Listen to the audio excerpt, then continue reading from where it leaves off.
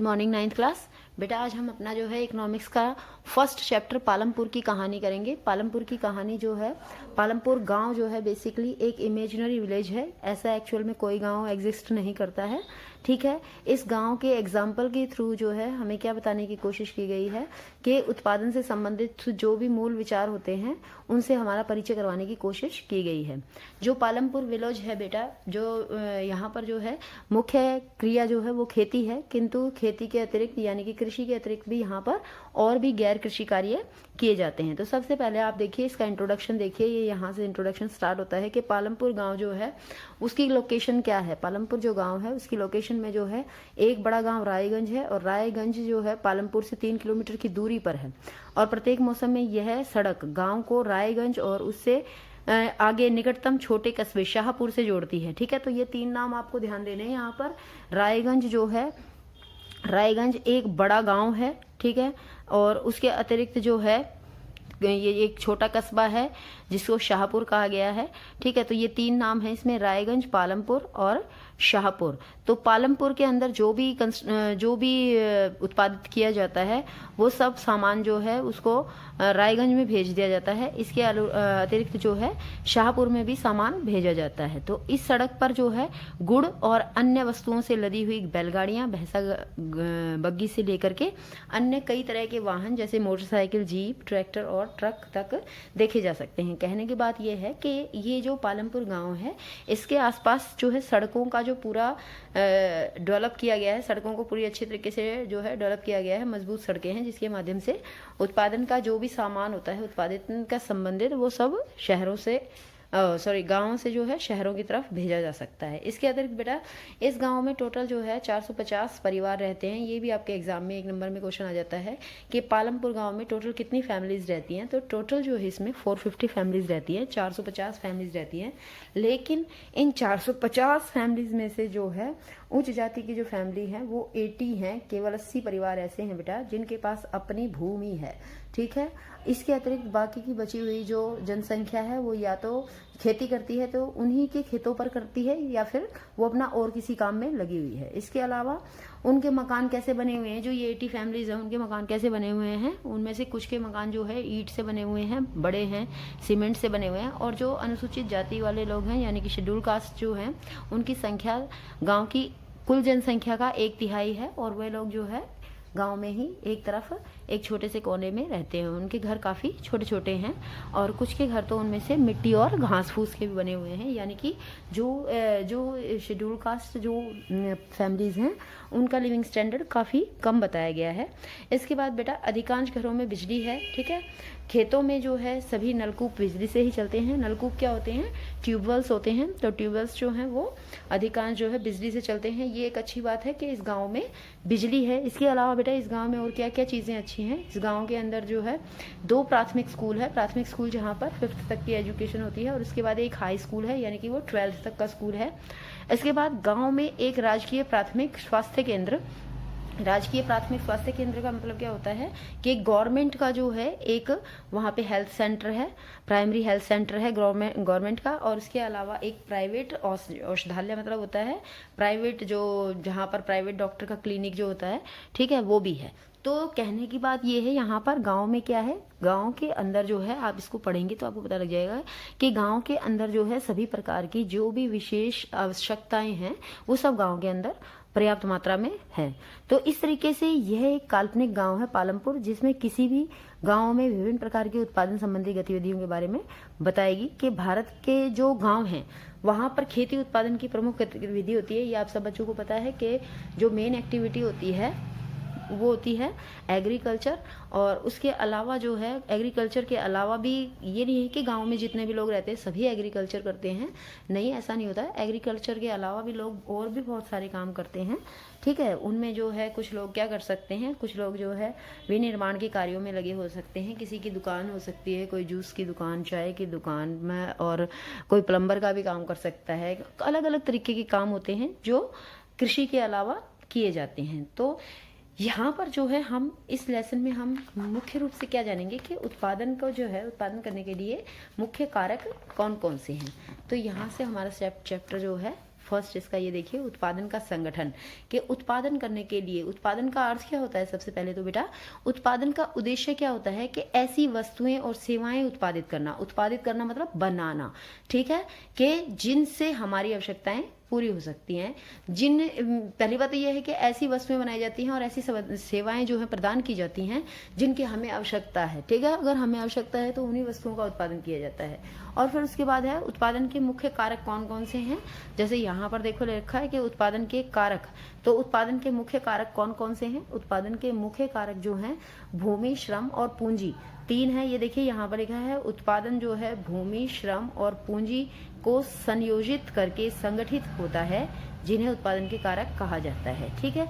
तो ये जो पूंजी है बेटा, पूंजी is also divided in 2 parts, ठीक है। इसको जो है ये आगे से फिर 2 भागों में बटी हुई है। तो अब मैं आपको 1 बाय 1 समझाती हूँ। सबसे पहले देखो भूमि, पहली आवश्यकता है भूमि। तो भूमि तथा अन्य प्राकृतिक संसाधन जैसे जल, वन, खनिज, ये जो है बहुत ही इंपॉर्टेंट होते हैं। जैसे देखो कोई भी प्रोजेक्ट लगाना है तो हमें सबसे पहले प्रोजेक्ट कहाँ पर लगाएंगे? हम भूमि पर कोई भी प्रोजेक्ट लगाएंगे। जैसे हम विद्यालय के एग्जाम्पल लेते हैं, अगर हम विद्यालय बनाना चाहते हैं तो वो हम विद्यालय जो है भूमि पर बनाएंगे। अगर किसी भी तरीके का कोई कारखाना बनाना चाहते हैं तो वो हम भूमि पर बनाएंगे। तो सबसे पहला हमारा जो है महत्वपूर्ण कारक हो गया भूमि। उसके बाद दूसरा है श्रम। श्रम अर्थात जो लोग उस प्रोजेक्ट में काम करेंगे उसे हम कहते हैं श्रम। तो श्रम के अंदर जो है बहुत ही ज्यादा जरूरी है कि श्रम जैसा भी हमारा प्रोजेक्ट होगा फॉर एग्जांपल, उसमें उसी तरीके के हमारे को श्रमिक चाहिए होंगे, ठीक है। लेकिन एक बात खास होती है कि सभी प्रकार के प्रोजेक्ट में कुछ ज्यादा पढ़े लिखे लोग और कुछ सामान्य पढ़े लिखे लोग हमें चाहिए होते हैं। जैसे मैं स्कूल का एग्जांपल लेकर चल रही हूँ आपके लिए, तो स्कूल में देखो जो हमारा जो है टीचिंग स्टाफ होता है या फिर हमारा एडमिनिस्ट्रेटिव स्टाफ या फिर क्लरिकल स्टाफ, ये सारे क्या है बेटा, ये ज्यादा पढ़े लिखे होते हैं। लेकिन हमारा जो नॉन टीचिंग स्टाफ है, जो हमारे पियोन्स हैं या फिर हमारे जो ये सफाई कर्मचारी होते हैं, ये सभी जो है बिल्कुल कम पढ़े लिखे होते हैं, तो भी ये एक श्रम के रूप में एक महत्वपूर्ण भूमिका निभाते हैं। तो इसी तरीके से बेटा कोई भी प्रोजेक्ट, कोई भी कारखाना, कोई भी जो भी हम किसी भी चीज का एग्जांपल ले, उसमें सेम इस तरीके की आपको देखने को मिल सकते हैं कि श्रमिक 2 प्रकार के होते हैं। एक बहुत ज्यादा पढ़े लिखे और जो है स्किल्ड भी होने चाहिए वो, यानी कि स्किल्ड का मतलब है कि वो किसी अपने काम में जो है निपुण होने चाहिए। अगर मान लीजिए जैसे कंप्यूटर के काम के लिए कंप्यूटर में निपुण होना चाहिए, ठीक है। जो भी जिस काम के लिए रखा जाता है उसमें उसकी निपुणता होनी ज्यादा जरूरी है। हो गया ये दूसरा। उसके बाद देखो थर्ड है पूंजी। पूंजी में हमने आपको बताया कि पूंजी को 2 पार्ट्स में डिवाइड किया है, भौतिक पूंजी और मानव पूंजी। तो भौतिक पूंजी भी ऑलरेडी जो है 2 में डिवाइड है, ठीक है। जैसे ये हमने माना पूंजी, ठीक है। पूंजी फिर 2 भागों में डिवाइडेड है बेटा, भौतिक पूंजी और दूसरी जो है मानव पूंजी, ठीक है। फिर जो मानव पूंजी, भौतिक पूंजी है, ये भी 2 में डिवाइड है। एक तो स्थायी और दूसरी हमारी है, ये है हमारी कार्यशील, इस तरीके से, ठीक है। जैसे कि आपको नाम से ही पता लग रहा है कि जो भौतिक पूंजी है, भौतिक पूंजी के अंदर हम जो है बेसिक रूप से सामान की बात करते हैं कि कोई भी प्रोजेक्ट लगा रहे हैं तो वहां पर हमको सामान भी चाहिए होता है, बहुत सारी चीज़ों की जरूरत होती है, बहुत सारी जो है उसके अंदर इंफ्रास्ट्रक्चर तैयार करना पड़ता है उसके लिए। तो ये देखो उसमें क्या है, स्थायी पूंजी जो होती है। स्थायी पूंजी का मतलब क्या है कि बेटा एक बार हमने कोई सामान खरीद लिया तो उसके बाद जो है वो काफ़ी लंबे समय तक, कई वर्षों तक जो है हम उससे काम ले सकते हैं। जैसे जो है कोई भी अगर हम कारखाना लगा रहे हैं तो वहाँ पर हम औजार लगाते हैं, मशीनें लगाते हैं, भवन निर्माण करते हैं, ठीक है। तो और मान लीजिए अगर हम स्कूल का ही एग्जाम्पल ले रहे थे आप बच्चों के लिए, तो उस स्कूल के एग्जाम्पल के तहत मान लीजिए हमने जो है बेंच खरीदे हैं, कंप्यूटर्स खरीदे हैं, बायो लैब तैयार की है, केमिस्ट्री लैब तैयार की है, फिजिक्स लैब तैयार की है, मैथ्स लैब तैयार की है, ज्योग्राफी लैब तैयार की है। तो इस तरीके से इन सब लैब्स को तैयार करने के लिए जो भी सामान मंगाया गया है उसमें से जो मैक्सिमम सामान जो एक बार लाने के बाद वर्षों तक जो सामान जो है रखा रहता है, या फिर जो बेंच होते हैं स्कूल के अंदर, डेस्क होते हैं, इस तरीके का जो है ब्लैक बोर्ड्स होते हैं, जो इस तरीके का सामान जो हम एक बार खरीद लिया और वर्षों तक फिर वो बना रहता है, तो उसको कहते हैं स्थायी पूंजी। और दूसरी होती है हमारी कार्यशील पूंजी। कार्यशील पूंजी का मतलब क्या है कि बहुत सारी ऐसी चीजें भी होती हैं प्रोजेक्ट्स के अंदर जो एक बार लाने के बाद उनको यूज करते हैं और फिर वो बाद में खत्म हो जाती है। उसके अंदर बेसिकली कच्चा माल या फिर नगद मुद्रा की हम बात करते हैं, ठीक है। कच्चा माल जैसे मान लीजिए बिस्कुट की फैक्ट्री है तो बिस्किट की फैक्ट्री के अंदर जो है आटा है, मैदा है, ये सब चीजें क्या होती हैं, ये कच्चे माल के रूप में प्रयोग की जाती हैं। जब ये निर्मित माल में कन्वर्ट हो जाती है, जब सामान बना दिया जाता है तो कच्चा माल खत्म हो जाता है। जैसे स्कूल के ही एग्जाम्पल लेके चल रहे तो हम यहाँ पे चौक, डस्टर, इस तरीके की चीज ले सकते हैं, पेपर्स ले सकते हैं, ठीक है, तो जो हम यूज़ करते हैं उसके बाद वो ख़त्म हो जाते हैं, फिर हमें वो और लाने पड़ते हैं, तो वो होती है कार्यशील पूंजी। ठीक है, उसके बाद चौथी है हमारी मानव पूंजी। मानव पूंजी जो है वेरी इंपॉर्टेंट है, क्योंकि अगर ऊपर वाली सारी चीज़ें हमारे पास हैं लेकिन हमारे पास जो है मानव पूंजी नहीं है, यानी कि हमारे पास लोग इस योग्य नहीं हैं, पढ़े लिखे नहीं हैं, इस तरीके के लोग नहीं हैं जो इन संसाधनों का अच्छे से प्रयोग कर सकें, तो ये हमारे और रिसोर्सेज जो हैं वो वेस्ट हो सकते हैं। तो इसलिए मानव पूंजी क्या होती है, मानव पूंजी बहुत ही इंपॉर्टेंट होती है। मानव पूंजी अगर अच्छी है, पढ़ी लिखी है जनसंख्या और जो है कार्यकुशल जनसंख्या है, उनके अंदर हुनर है, तो वो ज़्यादा जो और वो स्वस्थ भी है, तो वो मानव जो है वो अदर जो भी हमारे उत्पादन के कारक हैं उनको अच्छे से यूटिलाइज करके और मैक्सिमम फ़ायदा जो है सीमित साधनों से मैक्सिमम फ़ायदा अरेंज कर सकते हैं। ठीक है, इसके बाद देखो बेटा पालमपुर में खेती। पालमपुर में जो है मेन ऑक्यूपेशन क्या है, मेन पेशा क्या है, लोगों का खेती करना है। जैसे कि सबसे पहले हमने बात की भूमि की। भूमि क्या है, यहाँ पर लोगों के पास जो है भूमि स्थिर होती है। कहीं पर भी देख लीजिए आप कि भूमि क्या होती है, भूमि एक स्थिर साधन होती है। भूमि को हम बढ़ा नहीं सकते हैं, इसको हम जो है किसी तरीके से ये नहीं कर सकते कि हम जो भी लैंड है हमारे पास उस लैंड को हम ज़्यादा कर सकते हो, बढ़ा करके खींच करके, ऐसा नहीं है। भूमि जो है वो सीमित है, वो स्थिर साधन है। बस हमें ये देखना है कि हम कैसे उस स्थिर साधन पर, उस सीमित साधन पर हम किस प्रकार से अच्छे से अच्छा जो है उसमें उत्पादन कर सकते हैं। तो ये जो हमारा पालमपुर है वहाँ पर 75% लोग ऐसे हैं जो खेती पर निर्भर करते हैं। ठीक है, वो किसान जो हैं बेसिकली वे किसान अथवा कृषि श्रमिक हो सकते हैं, और इन लोगों का हित जो है खेतों में उत्पादन से ही जुड़ा हुआ है। कृषि श्रमिक का क्या मतलब है बेटा, कृषि श्रमिक का मतलब है कि भाई उनके अपनी खुद की ज़मीनें तो नहीं है, लेकिन वो वहाँ पर आजीविका के लिए काम करने जाते हैं, दूसरों की ज़मीन पर काम करने जाते हैं। ठीक है, पालमपुर जो है वहाँ पर बेसिकली जो है 1960 से पहले तक जो है वहाँ पर इतना अच्छा वहाँ पे खेती का विस्तार नहीं था, बहुत अच्छी वहाँ पे ज़मीनों का जो है वहाँ से खेती नहीं की जाती थी। लेकिन बाद में कब बेटा, जब 1960 में, बेसिकली हम 1960 का ही क्यों कह रहे हैं, 1960 के बाद जो है क्रांति आई थी, हरित क्रांति, और उसके बाद जो है नए किस्म के बीज, नए किस्म के जो है उर्वरक, कीटनाशक और बहुत सारी अच्छी बहुविध फसल प्रणालियों के माध्यम से जो है बहुत सारे उत्पादन में वृद्धि की गई थी। तो इसलिए जो है हम 1960 से पहले कोई खास अच्छी उत्पादन नहीं होता था। अब देखो ये 1 नंबर का क्वेश्चन है, भूमि को मापने की इकाई को क्या कहा जाता है, तो भूमि को मापने की इकाई को हेक्टेयर कहा जाता है। उसके बाद अब आगे देख लीजिए, यहाँ पर क्या उसी भूमि से अधिक पैदावार करने का कोई तरीका है? यस, नो डाउट है बेटा। जब मैंने अभी आपको बताया कि पहले जैसे भूमि एक स्थिर संसाधन है, लेकिन अगर एक ही भूमि पर जो है एक वर्ष में एक से ज्यादा फसलों का उत्पादन किया जाए तो निश्चित रूप से जो है उस सीमित भूभाग पर भी अच्छी पैदावार की जा सकती है। तो जब एक ही वर्ष में किसी भूमि पर एक से ज्यादा फसलें उगाई जाती हैं तो उसे क्या कहा जाता है, उसे कहा जाता है बहुविध फसल प्रणाली। यानी कि जब मल्टी क्रॉप सिस्टम, यानी कि जब एक ही जो है एक टाइम ड्यूरेशन के अंदर, यानी कि एक वर्ष के अंदर हम किसी भूमि पर एक से ज्यादा फसलें उगा रहे हैं। तो सेम पालमपुर वाले यहाँ पर क्या करते हैं बेटा, पालमपुर वाले जो हैं वो बरसात के मौसम में खरीफ की फसल, और उसके बाद ये जो है अक्टूबर और दिसंबर के महीने में आलू की खेती, और उसके बाद सर्दी में वो जो है रबी की फसलें। देखो खरीफ की फसल कौन सी होती है, जवार बाजरा, और रबी की फसल गेहूं, जो इस तरीके की फसलें होती हैं। ठीक है, तो ये एक ही वर्ष के अंदर जो है बदल के जो है जमीन पे अलग अलग फसलें उगाते रहते हैं। ऐसा वो क्यों कर पाए बेटा, क्योंकि उनके पास जो है सिंचाई की सुविकसित व्यवस्था है, उनके पास अच्छी सिंचाई की व्यवस्था है, तो इस कारण से वो ऐसा कर पाए। तो पहले तो सरकार ही केवल जो है नलकूप सिंचाई के लिए पैसे देती थी, हेल्प करती थी, लेकिन बाद में जब लोगों को ये लगा कि भाई अगर अपने प्राइवेट ट्यूबवेल्स अगर खुद से हम लगा लें तो इससे हमारा बहुत ज़्यादा बेनिफिट हो सकता है, तो 1970 के दशक के मध्य तक जो है 200 हेक्टेयर के पूरे खेत पर जो है सिंचाई की अच्छी व्यवस्था पालमपुर वाले लोगों ने कर ली थी। ठीक है, तो ये बहुविध फसल प्रणाली भी आपको याद करना है कि बहुविध फसल प्रणाली क्या होती है, जब एक वर्ष में किसी भूमि पर एक से ज्यादा फसल पैदा की जाती है, इसे बहुविध फसल प्रणाली कहा जाता है। ठीक है, ये क्या है, ये एक तरीके से जो है हमारे पास जो सीमित संसाधन है भूमि, उस पर क्रॉप को बढ़ाने का, उपज को बढ़ाने का सबसे सामान्य तरीका है, सबसे नॉर्मल तरीका है। ठीक है, उसके बाद नेक्स्ट देखो, एक ही देखो, आपने देखा कि एक ही जमीन के टुकड़े से उत्पादन बढ़ाने का एक तरीका बहुविध फसल प्रणाली है, तो दूसरा तरीका क्या है कि अधिक उपज के लिए खेती में आधुनिक कृषि विधियों का प्रयोग करना होता है। इसे भी आप अंडरलाइन कर लीजिए।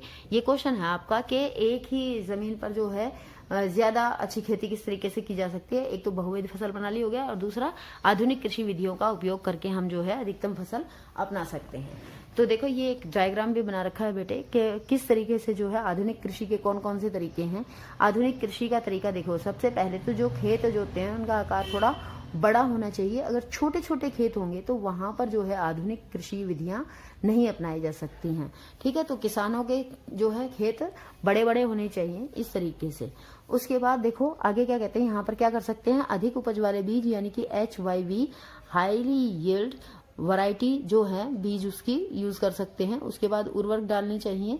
ठीक है, उसके बाद कीटनाशक डालने चाहिए। उसके बाद जो है ट्रैक्टर जैसे महत्वपूर्ण जो हार्वेस्टिंग मशीन है ट्रैक्टर के पीछे जो लगी हुई है उसका प्रयोग हम कर सकते हैं। उसके बाद जो है एक यहाँ पे बनी हुई है ये DBC, इसके अंदर भी कोई जो है पदार्थ होगा जो खेतों में डालने के काम आता है। इसके बाद अगर सिंचाई की बात करें जो सबसे इम्पोर्टेंट है कृषि को बढ़ाने में, तो सिंचाई के लिए जो है नहरें हैं, पंप सेट्स हैं, बिजली है, उसके बाद बांध है। ऐसे इतने अच्छे सारे तरीके बना करके हम सिंचाई कर सकते हैं। और कुल मिलाकर के कहने की बात यह है कि हम हमारे पास जो सीमित संसाधन है भूमि, हम उसमें भी जो है अच्छे से अच्छी तरीके से फसल कर सकते हैं, अच्छी फसल पैदावार कर सकते हैं। उसके बाद देखो 1960 के दशक के अंत में हरित क्रांति ने भारतीय किसानों को अधिक उपज वाले बीज के द्वारा जो है गेहूं तथा चावल की खेती करने के तरीके सिखलाए। तो भारत में हरित क्रांति कब आई, 1960 के दशक के अंत में। ठीक है, ये आपके लिए इम्पोर्टेंट है, आप इसको देख लेंगे, एक नंबर में याद रखेंगे। परंपरागत बीजों की तुलना में ये जो HYV जो बीज थे बेटा, वो एक ही पौधे से ज्यादा मात्रा में अनाज पैदा होने की आशा उनसे की जाती थी। ठीक है, तो जमीन का जो छोटा सा टुकड़ा होता था वहां पर जब कोई एक देखो एक पौधे से एक तो 40 दाने निकले और एक पौधे से 100 दाने निकले, तो कितना फर्क है। ठीक है, बहुत ज्यादा फर्क है ना। अगर एक ही पौधा उगाया है लेकिन उससे 100 दाने अगर हम प्राप्त कर रहे हैं तो ज्यादा फर्क है। तो ये जो नए बीज थे वो पहले की अपेक्षा बहुत अधिक मात्रा में अनाज उनसे पैदा होता था। ठीक है, लेकिन इसका जो है जो बात थी कि भाई ये जो बीज थे इनको अधिकतम सुरक्षित रखने के लिए इनमें जो है रासायनिक खाद और कीटनाशक भी डाले जाते थे, क्योंकि उसके बिना फिर ये जो थे बीज ये पनपते नहीं थे। तो अधिक उपज वाले अति उपज प्रजातियों वाले बीजों, सिंचाई, रासायनिक उर्वरकों और कीटनाशकों आदि के संयोजन से ही संभव हो पाया। ये सारी चीजें जो हैं क्या संभव हो पाया कि हम सीमित भूमि पर ज्यादा से ज्यादा उत्पादन पॉसिबल कर पाए। उसके बाद देखो ये यहाँ पर जो है कहाँ पर इसका हरित क्रांति का प्रभाव सबसे ज्यादा देखने में मिला। भारत में पंजाब, हरियाणा और पश्चिमी उत्तर प्रदेश के किसानों ने खेती के आधुनिक तरीकों का सबसे पहले प्रयोग किया। आप इसको अंडरलाइन कर लेंगे। ठीक है, इसके बाद इनमें से कुछ ने ट्रैक्टर और फसल गहाने के लिए मशीनें खरीदी, जिसने जुताई और कटाई के काम को तेज कर दिया। उन्हें इनसे गेहूं की ज्यादा पैदावार प्राप्त हुई। तो कहां पर, हरियाणा, पंजाब और पश्चिमी उत्तर प्रदेश में जो है हरित क्रांति का प्रभाव सबसे अधिक देखा गया। इसके बाद पालमपुर में भी हम बात कर रहे हैं। पालमपुर में बता रहे हैं कि देखो जब पालमपुर के लोग जो है पुराने बीजों का प्रयोग करते थे तो उनको 1300 किलोग्राम जो है प्रति हेक्टेयर मिलता था उनको उपज, लेकिन अब उनको जो है 3200 किलोग्राम प्रति हेक्टेयर उनके पास जो है उपज पहुंच गई है, because use of new highly varied जो है उनके जो बीज है उनकी वजह से गेहूं के उत्पादन में बहुत अधिक वृद्धि हुई है टाइम के साथ ही, और किसानों के पास बाजार में बेचने को अब अधिशेष गेहूं की काफी मात्रा उपलब्ध है। अधिशेष मतलब क्या है बेटा, एक्स्ट्रा, कि जो पहले किसान क्या करते थे कि जो उनके अपने यूज के लिए सामान होता था वो रख लेते थे और बाकी जो है वो मार्केट में सेल के लिए भेज देते थे। तो सेम अब जब जो है नए तरीके के बीज यूज करने लगे हैं, HYV वाले बीज यूज करने लगे हैं, तो उसके उत्पादन से जो है उनके पास अब उत्पादन पहले से ज्यादा हो गया है, तो अब वो ज्यादा से ज्यादा मार्केट में चीजों को सेल कर पाते हैं। अब इसके बाद ये देखो, क्या भूमि यह धारण कर पाएगी, मतलब क्या यह कौन सी चीज धारण कर पाएगी कि अगर मान लीजिए इस तरीके से हम जो है एक जमीन के ऊपर बहुत ज्यादा कीटनाशकों का प्रयोग करते हैं, उर्वरकों का प्रयोग करते हैं, टू मच वहां पर जो है सिंचाई करते हैं। ठीक है, तो क्या ये सारी चीजें जो हैं जमीन के लिए अच्छी रहेंगी, जमीन से इनको जो है जमीन से क्या हमेशा के लिए इससे लाभ प्राप्त होगा। देखो भूमि एक प्राकृतिक संसाधन है, अतः इसका सावधानी पूर्वक प्रयोग करना जरूरी है। वैज्ञानिक रिपोर्टों से संकेत मिलता है कि खेती की आधुनिक कृषि विधि ने प्राकृतिक संसाधन आधार का अति उपयोग किया है। प्राकृतिक संसाधन आधार क्या है बेटा? जैसे सिंचाई के साधन हो गए हैं, ठीक है, इस तरीके की चीज का, या फिर जमीन का जो है, मिट्टी की जो उर्वरक शक्ति है काफी तेजी से खींचते हैं ये वाले बीज, ठीक है। तो अति उपयोग किया है। अनेक क्षेत्रों में हरित क्रांति के कारण उर्वरकों के अधिक प्रयोग से मिट्टी की उर्वरता खत्म हो गई है। ये जो है दोष है कि हरित क्रांति की क्या हानियां हुई, कि हरित क्रांति के कारण जो है, जो नए किस्म के बीज थे उनको तैयार करने के लिए मिट्टी के अंदर ज्यादा से ज्यादा जो है उर्वरक डाले जाते थे, और उर्वरक क्या करते हैं, धीरे धीरे मिट्टी की जो पावर होती है, जो इसकी उपजाऊ शक्ति होती है, उसको समाप्त कर देते हैं। जबकि इसके विपरीत अगर हम दूसरी बात करते हैं कि नलकूपों से सिंचाई के कारण भूमि के सतत प्रयोग से जो है भौम जल, यानी कि पृथ्वी के भौम यानी भूमि के नीचे वाला, भूमि के नीचे जो वाटर लेवल है वो भी काफी कम हो गया है, लगातार बहुत ज्यादा पानी यूज करने के कारण। मिट्टी की उर्वरता और भौम जल जैसे पर्यावरणीय संसाधन कई वर्षों में बनते हैं, ठीक है। तो एक बार नष्ट हो जाने के बाद उन्हें पुनर्जीवित करना बहुत कठिन होता है। कृषि का भावी विकास सुनिश्चित करने के लिए हमें पर्यावरण की भी देखभाल करनी चाहिए, ठीक है। तो स्टूडेंट्स, आज का जो है हम अपना यहाँ पर फिनिश करते हैं आपका चैप्टर। इसके बाद आगे जो है मैं नेक्स्ट वीडियो में पढ़ाऊंगी। बेटा आप जो है वीडियो को सुन करके पूरे को और लेसन को अच्छे से रीड करके और फिर समझ लेंगे, ठीक है। साथ में ये जो है कुछ बार ग्राफ्स भी बना रखे हैं, देखो आप इन पर भी ध्यान कर लेना। जैसे 1950 में जो है कृषि क्षेत्र था 120, 1960 में 130 हो गया, 1970 में 140, और ये सन 2000 में भी 140। एक जो है एक लिमिट के बाद जो है ये बढ़ा नहीं है, ये सेम ही रहा है। जैसे कि मैंने आपको पहले भी बताया था कि जब स्टार्टिंग में जो है 75% जनसंख्या कृषि करती थी, कृषि कार्यों में लगी हुई थी, किंतु बाद में जो है धीरे धीरे जो है जनसंख्या बढ़ने लगी और कृषि कार्यों के अतिरिक्त भी अन्य कार्यों में लोग लगने लगे।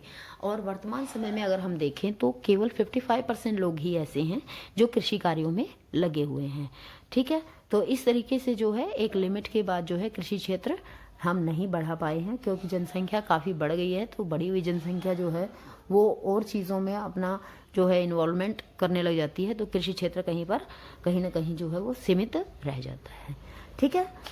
ओके, आई थिंक आपको अच्छे से समझ में आ गया होगा इतना चैप्टर। इसके बाद मैं अगला चैप्टर, ये चैप्टर जो है सॉरी आगे कंटिन्यू करती हूँ नेक्स्ट वीडियो में। Okay, bye bye students, God bless you, have a fun, bye.